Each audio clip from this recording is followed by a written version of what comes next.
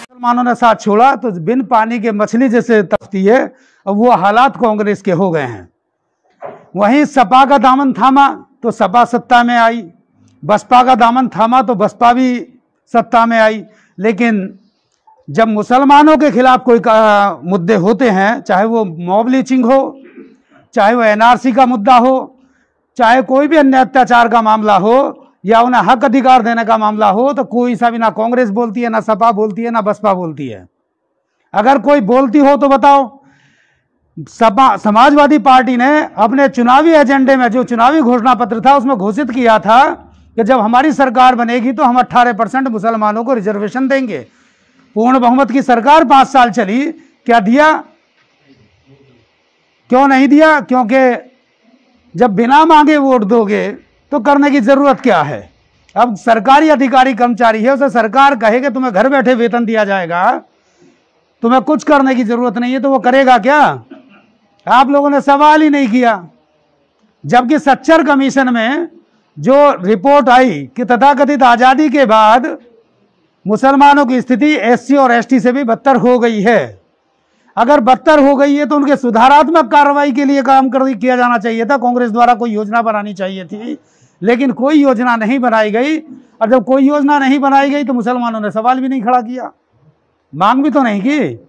तो इसका मतलब वो जो शास्त्री जी ने बताया कि वो हिंदू स्वर्ण हिंदू वोट को अपने वापस लाना था, कि मुसलमानों का सत्यानाश बीजेपी ने नहीं किया है, हमने किया है, ये बताना कांग्रेस का मकसद था।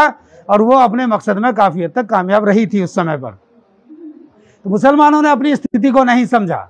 मुसलमान डर के आधार पर वोट करता है। अगर मुसलमान वोट करे किसी पार्टी को तो ये पूछे कि हमारे लिए विकास के क्या आपके पास एजेंडे हैं, अगर तुम्हें हम वोट दें तो भविष्य में तुम हमारे लिए क्या करोगे? कभी पूछा है क्या?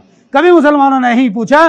केवल बीजेपी का नहीं आ जाए हम इस आधार पर वोट देते हैं, उसका लाभ उनका एजेंडा है कांग्रेस बीजेपी का, उसके आधार पर वो सरकार बना लेते हैं। और फिर मुसलमानों का कल्याण नहीं, शोषण किया जाता है। जाति के नाम पर एससी एसटी ओबीसी का शोषण होता है, धर्म के नाम पर सिखों का 1984 में कत्लेआम हुआ। 1984 में सिखों का कत्लेआम हुआ। जो जिन्होंने इंदिरा गांधी को मारा वो दोषी हो सकते हैं, पूरी कौम दोषी नहीं हो सकती। लेकिन पूरी कौम को दोषी बताया गया। वहीं तबरेज अंसारी का मारकर वीडियो जारी किया जाता है। इसका मतलब क्या है? इसका मतलब यह है कि उन्हें कहीं ना कहीं इतना संरक्षण प्राप्त है कि उन्हें मालूम है कि तुम सबूत भी दे रहे हो और क्राइम भी कर रहे हो, तुम्हारा कुछ बिगड़ने वाला नहीं है, इसलिए वो खुलेआम क्राइम करते हैं। ये सारी स्थिति भारत में वर्तमान में बनी हुई है, लेकिन कोई भी अपने आवाज नहीं उठाता, बस वोट दिए जा रहे हैं। बहुजन मुक्ति पार्टी अगर सत्ता में आती है तो जो काला कानून ये किसानों के विरोध में लाए हैं उसको तत्काल रद्द किया जाएगा। मजदूरों के खिलाफ जो काला कानून बनाया है उसको तत्काल रद्द किया जाएगा।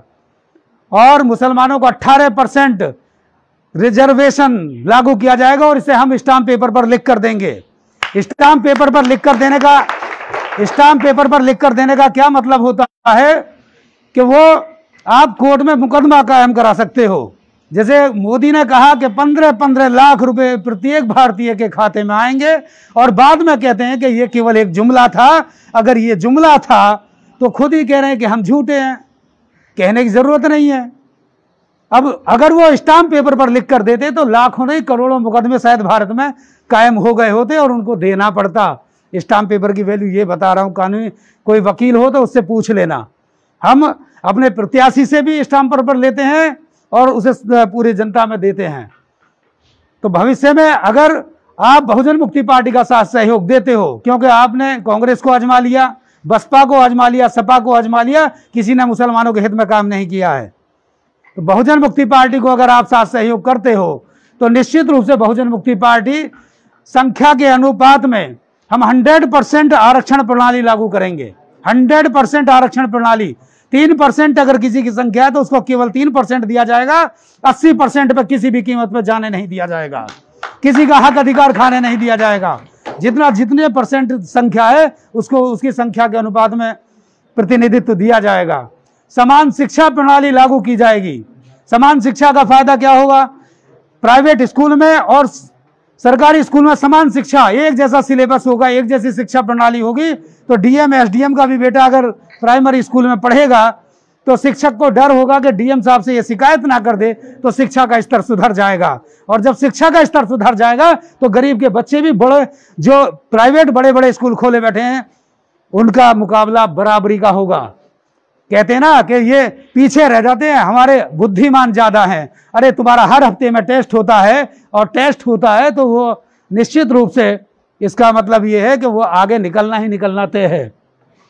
तो इस चीज को समझना होगा, और समझकर ये सब आप सोच समझकर वोट करेंगे। और 2022 में अगर बहुजन मुक्ति पार्टी का साथ सहयोग देते हो तो निश्चित रूप से यहाँ जो हम स्टाम्प पेपर पर लिख के देंगे, जन कल्याण योजनाएं और जो भी काले कानून है उनको रद्द करेंगे। आप बहुजन मुक्ति पार्टी का साथ सहयोग दोगे, इस आशा और विश्वास के साथ मैं अपनी बात समाप्त करता हूँ। आभार।